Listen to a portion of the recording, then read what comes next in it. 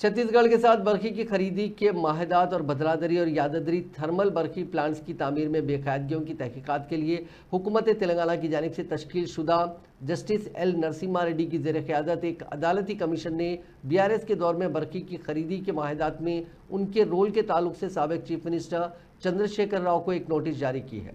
ज़राए के मुताबिक कमीशन ने KCR से कहा कि वो 15 जून तक मालूमात फराहम करें। ताहम साबिक़ चीफ मिनिस्टर ने 30 जुलाई तक तौसी के लिए कहा है। साबिक़ सदरनशीन और मैनेजिंग डायरेक्टर जिनको और ट्रांसको डी प्रभाकर राव के अलावा उस वक्त के साबिक़ प्रिंसिपल सेक्रेटरी महकमे बरखी सुरेश चंदा पहले ही कमीशन के रूबरू हाजिर हो चुके हैं। అందరికి లెటర్ రాసిన దాదాపు 25 మందిని ఐడెంటిఫై చేసినాము। ఈ ప్రక్రియలో నిర్ణయం తీసుకున్న అధికారులు కానీ లేకుంటే